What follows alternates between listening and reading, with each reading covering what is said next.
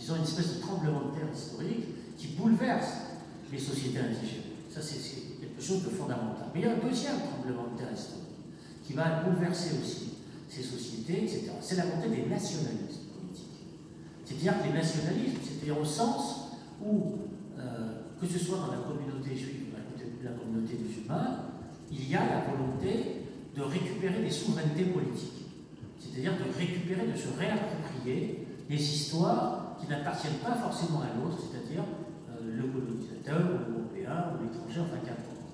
Et là, vous allez avoir la fabrication, dans le fond, de plusieurs nationalismes qui vont frapper, là aussi, les deux communautés. C'est-à-dire que vous allez avoir un nationalisme arabe qui va démarrer, disons, dans les années 1920-1930, mais avant, vous avez le mouvement jeune turc, c'est un mouvement kémaliste, qui vient en monter en puissance sur les ruines de l'Empire ottoman, mais dans la communauté juive, suite à l'affaire Dreyfus de 1898, etc., vous allez avoir la naissance du sionisme politique, c'est-à-dire la question du nationalisme, c'est-à-dire comment récupérer une nation, etc. Et donc vous allez avoir un deuxième tremblement de terre historique. Ce deuxième tremblement de terre historique qui frappe les deux communautés, c'est le problème de l'appropriation d'une nation en propre, qui leur appartiennent en propre. Et là, ça n'a rien à voir, encore une fois, avec exclusivement des lectures religieuses, même si la religion vient servir de légitimation, bien sûr, dans un cas comme dans l'autre. Vous avez effectivement l'utilisation des phrases, des versets religieuses pour tenter de légitimer des démarches qui sont d'abord politiques, c'est-à-dire de réappropriation de souveraineté nationale, perdue ou à retrouver, ou à construire, ou à délimiter. Et ce tremblement de terre-là, disons, il date, disons, des années de la Première Guerre mondiale, fondamentalement. C'est le deuxième grand choc. Le deuxième grand choc que vous allez pouvoir voir, naturellement en Algérie, avec la naissance des nationalismes, mais aussi au Maroc, avec la fête du trône en 1934, mais aussi en Tunisie avec le Bouddha. Et vous avez effectivement la création, la naissance d'organisations de petits groupes, effectivement, de juifs disséminés dans l'ensemble du monde musulman, qui est se réapproprier une nation en propre sur un plan, sur un pied, mais ça on l'a oublié aujourd'hui, qui est celui d'un nationalisme à base, disons, de socialisme politique, porté par une organisation qui s'appelle le BOUT, en particulier, qui est une organisation, j'allais presque dire, d'extrême gauche, ce qu'on a oublié aujourd'hui, complètement. Je préfère préciser ces questions historiques, parce que c'est des questions qui aujourd'hui ont complètement disparu. Donc, deuxième tremblement de terre historique, c'est-à-dire la naissance des nationalismes. Et ça aussi, ça va creuser, bien sûr, les différences, parce qu'effectivement, là, vous avez une vidéo, là où je peux revenir, c'est que derrière la question des nationalismes, il va y avoir, très en amont, par conséquent, dès les années 30, la question de la Palestine, qui se trouve posée là, pas avec la création de l'État d'Israël en 1948, mais en 1930, 31, 32, 33. C'est-à-dire que vous allez avoir une dispute qui n'est pas théologique, mais qui est une dispute politique sur la question ou non de l'existence d'un foyer national juif en Palestine, qui débouchera après 1945, c'est-à-dire après la Shoah, sur la création de l'État d'Israël. Mais en 1930, la question est posée. Elle est déjà posée, sur ce qu'on appelle les déclarations de Balfour, en fait, fondamentalement. Et donc, il y avait déjà installation, disons, d'un foyer juif en Palestine à cette époque-là, avec déjà des grèves générales des Palestiniens en 1936-37. Toutes ces questions, c'est des questions d'histoire. Ce n'est pas, encore une fois, j'insiste, ce ne sont pas simplement des affrontements à caractère religieux. Ce sont des questions qui relèvent principalement de la politique. Puis le troisième tremblement de terre, c'est naturellement la Seconde Guerre mondiale, la catastrophe qui a constitué l'extermination des Juifs d'Europe, qui est fondamentale, et qui a, disons, bien sûr, une valeur à caractère universel. C'est la destruction systématique d'un groupe humain, etc. Et qui va jouer un très, très, très grand rôle dans les imaginaires, notamment dans la communauté juive, qui est en situation de survie en Europe, mais principalement dans les pays du Maghreb qui n'a pas été touché par le Shoah, parce que ça aussi, il faut bien examiner les questions historiques, et qui va vivre, disons, à chaque fois dans cette angoisse de la destruction. Et ça aussi, il faut en tenir compte. C'est très important pour comprendre la mentalité, les imaginaires des communautés juives, à la fois d'Europe et du Maghreb. C'est-à-dire la hantise d'un retour possible de la destruction des communautés juives. Et ça, c'est très très important dans ce qui va jouer par la suite sur la communauté juive, sur le problème du rapport c'est une question qui a à voir avec l'histoire. Encore une fois, l'histoire d'une catastrophe que personne dans son ampleur n'avait pu imaginer, qui est complètement inimaginable. Mais le problème, c'est que les musulmans, dans leur immense majorité, se disent eux, mais nous, qu'est-ce qu'on a à voir avec cette catastrophe? Parce que, dans le fond, cette catastrophe, ce sont les Européens qui l'ont commise. L'Holocauste, la Shoah, les millions de Juifs qui ont été assassinés, c'est en Europe. C'est pas dans l'Empire ottoman. C'est pas au Maghreb. Donc c'est quand même, mais là, le problème de l'incompréhension, c'est le troisième tremblement de terre historique, c'est qu'en fait, les Juifs vont percevoir cette destruction dans une intimité angoissante très forte, et donc dans ce caractère universel, alors que pour la grande majorité des populations musulmanes, c'est le dégagement de responsabilité par rapport à cette question universelle. Et là, il y a un quiproquo historique qui est très très important, mais qui ne sera pas surmonté jusqu'à présent, presque jusqu'à nos jours, qui fait qu'il y a cette espèce de séparation, etc. Et puis il y a un quatrième tremblement de terre, qui est historique, bien sûr, c'est le problème de la décolonisation. La question de la décolonisation en même temps qu'il y a la création de l'État d'Israël. C'est concomitant sur le plan historique. C'est-à-dire que la vague de décolonisation va pousser, disons, les Juifs du Maghreb et d'Algérie en particulier, parce que l'Algérie c'est un cas exemplaire, disons, de modèle de séparation. C'est vraiment une exemplarité beaucoup plus forte qu'au Maroc, en Tunisie ou ailleurs, de choisir le type de nation à laquelle ils veulent appartenir. C'est ce qui est fondamental. Et à ce moment-là, la plupart des Juifs d'Algérie, dans une dynamique qui a été la leur depuis pratiquement 5 générations, depuis le décret de Fréjus, c'est beaucoup 5 générations, eh bien vont choisir la France, bien sûr. Et ça va être le cas, bien sûr, par extension, avec les communautés juives du Maroc, avec, je ne vais pas faire la liste de toutes les communautés juives qui existent, etc. Donc dans le tremblement de terre de la décolonisation, vous avez là encore une fois cette séparation qui se creuse sur le problème de l'appartenance à quelle nation on doit être par rapport à une histoire ancienne.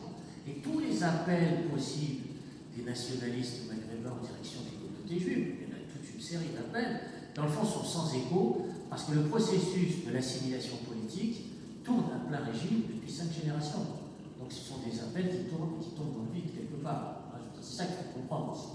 Et donc vous avez une addition, disons, de tremblements de terre historiques sans précédent, qui vont séparer et expliquer, disons, cette histoire de séparation, avec le choc, naturellement, d'éruption française dans cet univers indigène, avec la question du nationalisme politique, avec la catastrophe que représente la destruction des Juifs d'Europe, la décolonisation, en l'espace d'à peine un siècle, c'est-à-dire grosso modo entre 1860 et 1960, c'est pas beaucoup, hein, c'est un siècle, 100 ans d'histoire, eh bien, le sort, les dés sont jetés. C'est-à-dire que là, vous avez toute cette série, vous savez, de secousses presque traumatiques qui vont exister et qui vont aboutir de facto à cette séparation. Alors, aujourd'hui, tout ce que je viens d'évoquer n'entre pas en ligne de compte dans les réflexions.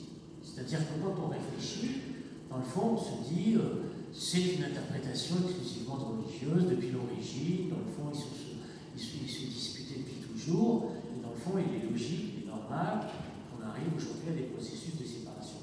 Aujourd'hui, on est dans une époque qui n'est plus celle de la rationalité des faits, mais qui est une époque d'émotion, de subjectivité, et non plus d'examen scientifique de l'histoire et des faits. Ça, c'est le problème. C'est-à-dire qu'on joue davantage, bien sûr, sur la question des peurs et des haines que sur la question de la rationalité. Donc c'est beaucoup plus difficile d'avoir recours à des explications historiques, en essayant de mentionner les stades, les marqueurs, les moments particuliers. C'est beaucoup plus aisé de dire, dans le fond, on ne connaît pas l'autre, on a peur de lui, et il vient nous envahir. Alors là, c'est plus facile. Bien entendu, c'est beaucoup plus simple. Il n'y a pas de rapport à la connaissance, pas de rapport à l'histoire, pas de rapport à tout ça. C'est dans l'immédiateté. Et donc, le problème, et je terminerai là-dessus, c'est que dans le fond, après tous ces chocs, ce qui s'installe dans les deux plus grandes communautés juives et musulmanes d'Europe, c'est en France, parce que c'est en France qu'il y a les deux plus grandes communautés juives et musulmanes d'Europe. C'est ici, en France. Bien, va s'installer, disons, progressivement, attisé par toute une une série de discours, enfin on y reviendra, c'est une discussion, des communautés de peur, en fait, fondamentalement. C'est-à-dire que la question de l'appartenance communautaire n'est pas relative simplement à une croyance religieuse ou à une histoire ancienne, mais c'est la peur de l'autre, c'est tout. Il n'y a plus, disons, de référents historiques ou même religieux. Parce que la question religieuse, c'est une affaire de croyance individuelle, personnelle. Or là, ça s'efface face à la peur que suscite l'autre. Et là, vous avez toute une entreprise qui sont très compliquées, notamment parce qu'il y a des perturbations très importantes qui viennent en direction, naturellement, du Maghreb, parce que la plus grande communauté qu'on appelle musulmane en France, en fait, ce sont des Maghrébins, 80%. Il est musulman, mais ça ne veut rien dire. 80% viennent de l'Algérie, du Maroc et de la Tunisie, c'est tout. Dans le fond, assez peu de musulmans pakistanais en France, de Yéménites, etc. Et les subsahariens plus récemment, bien sûr. Mais la plupart sont maghrébins, donc ils ont une histoire très particulière qui a un rapport avec le Maghreb, et ce qu'on appelle aussi l'Afrique du Nord. Or, cette histoire-là de l'Afrique du Nord, du Maghreb, dans le fond, on ne la connaît pas en France. C'est une histoire qu'on ne maîtrise pas, dont on ne sait pas de saisir les mécanismes, etc. On se rabat exclusivement sur une histoire à caractère religieux, comme une explication facile, simple, commode. Mais si on veut bien réfléchir au problème, disons, du rapport judéo-musulman en termes, disons, de ce qui s'est passé réellement dans l'histoire du Maghreb, pour essayer d'apporter, entre guillemets, des solutions à cette conflictualité, eh bien, on ne le fait pas. C'est tout le problème du travail pédagogique. C'est tout le problème de l'enseignement de l'histoire, c'est tout le problème de la transmission mémorielle, qui fait le succès d'ailleurs de cette encyclopédie, qui fait toute la difficulté aussi, parce qu'il est encore une fois beaucoup plus facile d'insister sur les peurs que sur la rationalité, mais il est évident que la situation interne dans les pays du Maghreb, ce qui s'est passé notamment la montée de l'islam politique, les répressions, la difficulté à instaurer des régimes démocratiques, tout ça c'est très important et ça pèse dans les relations. Encore une fois, ce n'est pas de la religion, ça c'est un problème politique, un problème de démocratie politique. C'est-à-dire comment arriver, disons, à établir des régimes démocratiques dans les pays du Maghreb. Eh bien, tout cela débouche sur des violences qui, naturellement, vont d'une rive à l'autre de la Méditerranée, arrivent en France, débordent sur les attentats dont on a parlé, etc.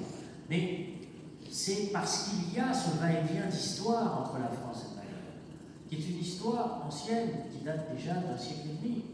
Et on ne peut pas faire abstraction de cette histoire ancienne. C'est à cette question de la restitution mémorielle qu'il faut aujourd'hui s'atteler pour essayer de dépasser cette conflictualité. Voilà, je vous remercie.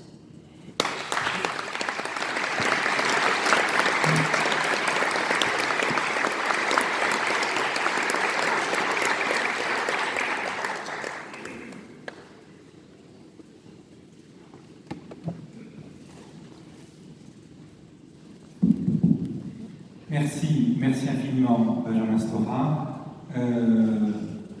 Voilà une introduction extrêmement scientifique, historique, justement, dont on a absolument besoin aujourd'hui, très dense. Je vais distribuer le micro. Je vois un premier doigt qui se lève. Et bien, vous avez donc le premier. Merci pour cet exposé qui était très clair. Alors, vous avez parlé de différents tremblements de terre, notamment la montée des nationalismes, après la décolonisation.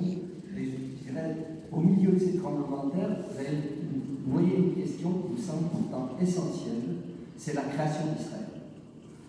Israël, c'est quand même, création d'Israël, c'est tout un